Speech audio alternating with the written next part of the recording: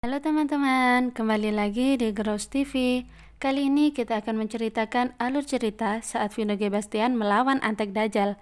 Oke, tanpa berlama-lama, langsung saja kita ke alur ceritanya.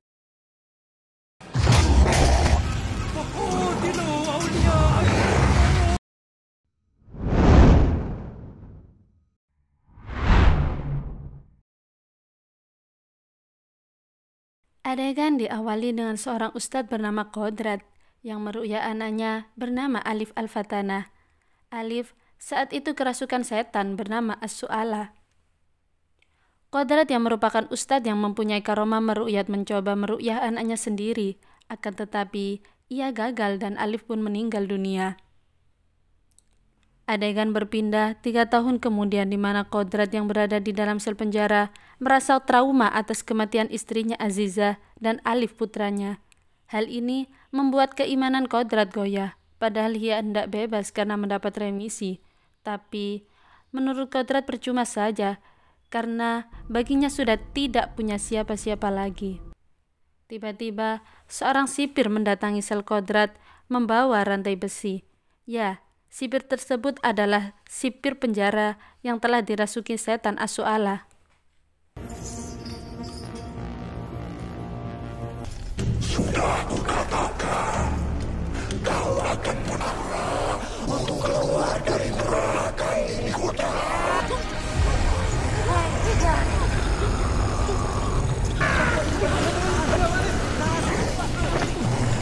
Untungnya teman sel Kodrat dan petugas lainnya datang membantu Kodrat, yang akhirnya Kodrat terlepas dari lilitan besi, tetapi ia tidak sadarkan diri. Di dalam ketidaksadarannya, ia seperti berada di sebuah gurun, lalu ia mendengar azan dan melakukan tayamum. Setelah itu melakukan sholat.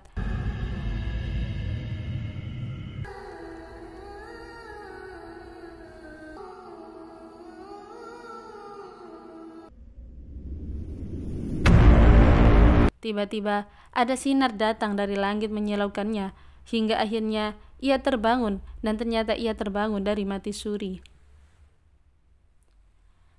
Setelah Kodrat bebas dari penjara, ia kembali ke desa Kober dan pergi ke pesantren Kahuripan tempat dia menuntut ilmu dulu.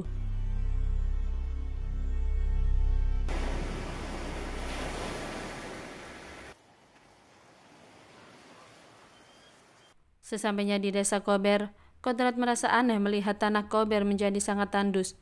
Ia pun melewati sebuah rumah dan didengarnya suara anak berteriak seperti kerasukan. Kodrat yang mempunyai karomah untuk meru'yah, mempunyai naluri untuk menolong, tapi ia menahannya dan terus berjalan pergi hingga ia berpapasan dengan rombongan wanita. Ibu-ibu ternyata berangkat menuju rumah yang terdengar suara anak kerasukan tadi untuk melakukan pengajian demi mendoakan anak tersebut, yang mana anak tersebut bernama Jihan.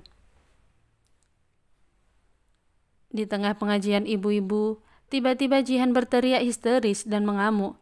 Jihan terus mengamuk hingga membentur-benturkan kepalanya sendiri sampai ia meninggal dunia. Jihan. Jihan. Jihan. Di tempat lain, Kodrat sampai di pesantren Kahuripan dan terkejut melihat kondisi pesantren yang berubah. Di pesantren Kahuripan tidak lagi ada santri mengaji, melainkan ia hanya menemui para pemuda yang belajar bela diri.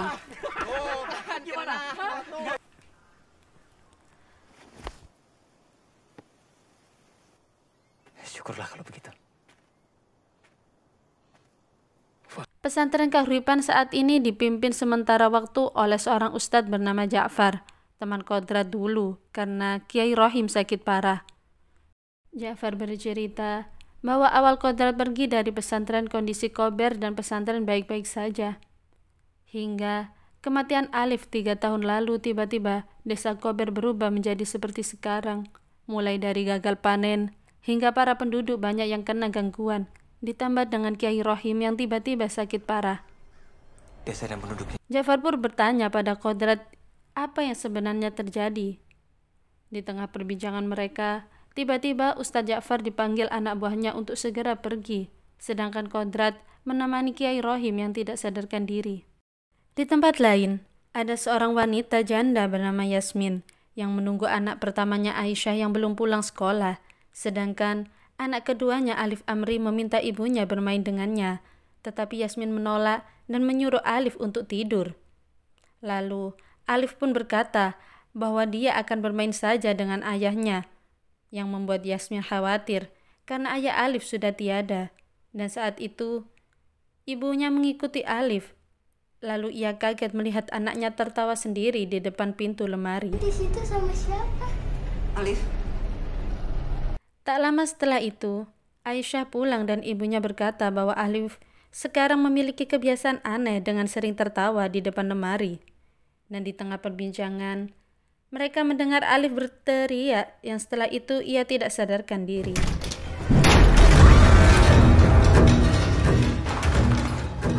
Di pagi harinya, Alif telah sadar, tetapi tubuhnya demam tinggi. Lalu, Alif pun marah karena ibunya telah memindahkan lemarinya di gudang. Mana lemari Alif?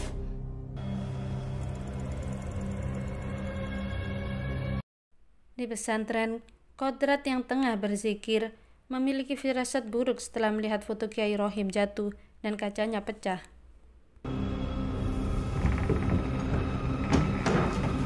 Di rumah Ibu Yasmin, Alif tidak ada di kamarnya, dan setelah Yasmin dan Aisyah mencarinya, ternyata Alif berada di gudang dan berbicara dengan lemari yang terbuka. Alif pun berkata bahwa ia tidak butuh siapa-siapa lagi, karena kata ayahnya Alif sudah bisa berjalan. Mendengarnya, Yasmin menyadarkan Alif bahwa ayahnya telah tiada, dan tiba-tiba suara Alif berubah dan marah. Alif ternyata kerasukan setan As-Su'ala, lalu menyerang Yasmin dan Aisyah. Beruntungnya, Yasmin dan Aisyah berhasil keluar dari gudang, dan Yasmin pun berlari keluar rumah menuju pesantren Kahuripan untuk menemui Ustadz Ja'far. Tetapi, sesampainya di sana yang ia temui adalah Ustadz Kodrat. Ibu Yasmin pun meminta tolong agar Ustadz Kodrat mau membantu anaknya. Lalu, Ustadz Kodrat menolaknya. Hingga ketika Yasmin menyebutkan anaknya Alif, Ustadz Kodrat pun teringat putranya dan setuju untuk menolong Alif. Di tempat lain, Alif terus meminta ke Aisyah untuk dibuka pintunya dan terus merengek untuk dibukakan, sampai akhirnya Aisyah membuka pintunya. Lalu ia melihat di sana ayahnya masih hidup dan merayakan ulang tahun bersama Aisyah. Begitu bahagianya suasana tersebut, sampai tiba di saat Aisyah hendak memotong kuenya, Aisyah merasa kesakitan. Ternyata yang ia potong bukanlah kue, melainkan tangannya sendiri. Cerita sama ayah. Sudah, nak. Sudah.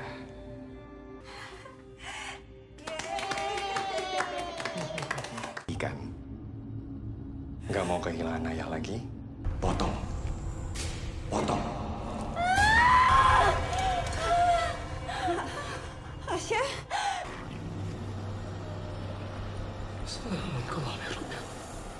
Untungnya Ustadz Kodrat dan Yasmin datang tepat waktu dan langsung melepaskan pisau di tangan Aisyah. Kemudian Ustadz Kodrat mulai meruqyah Alif. Siapa namamu?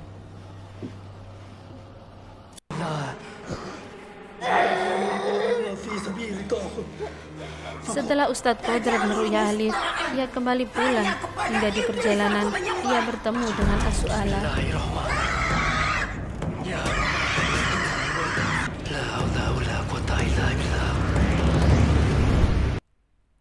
Keesokan paginya, Aisyah bertemu Ustadz Kodrat, di mana Ustadz Kodrat mencoba menguatkan Aisyah dan bersabar. Lalu seorang laki-laki menghampiri Kodrat dan memukulnya karena menganggap Kodrat satu kroni dengan Ja'far yang meminta tanah dan kebun untuk meruqyah, sedangkan anaknya Jihan telah mati.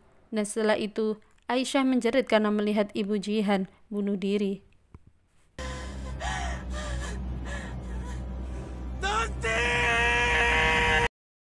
Kodrat kembali ke pesantren Kahuripan dan meminta Ja'far untuk tidak meminta upah saat meruqyah. Lalu Ja'far meminta anak buahnya untuk mengemasi barang-barang Ustadz Kodrat dan menyuruh mengantarkan Ustadz Kodrat untuk pulang.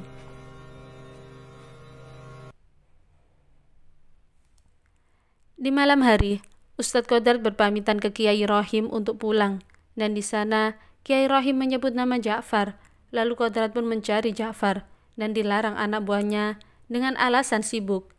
Kemudian terjadilah perkelahian antara Kodrat dan anak buah Ja'far. Selagi kalian masih bisa. Lalu setelah itu, Kodrat masuk ke tempat Ja'far, dan di sana ia melihat Ja'far yang ternyata menyembah As-Su'alah. Saat kamu, Ja'far. Tuanmu, ha?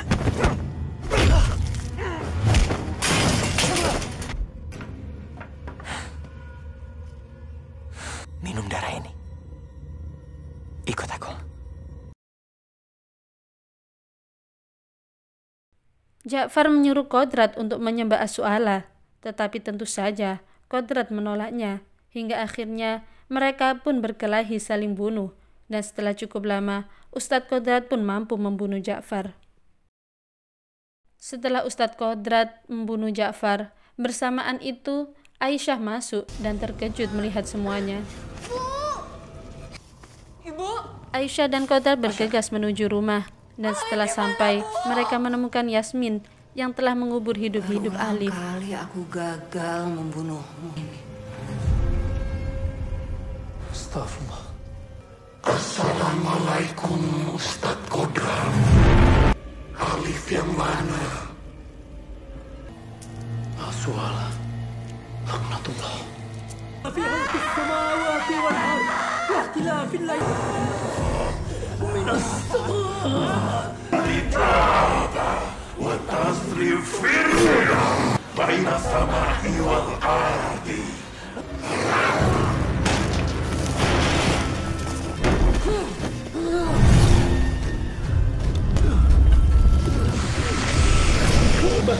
Subhanallah, alhamdulillah.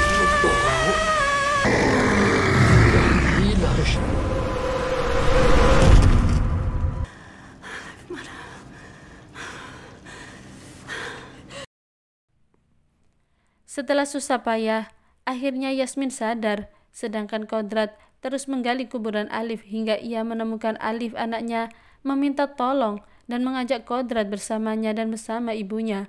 Tapi Ustadz Kodrat tahu bahwa itu bukan putranya, lalu meruqyah dan menyadarkan Alif Amri.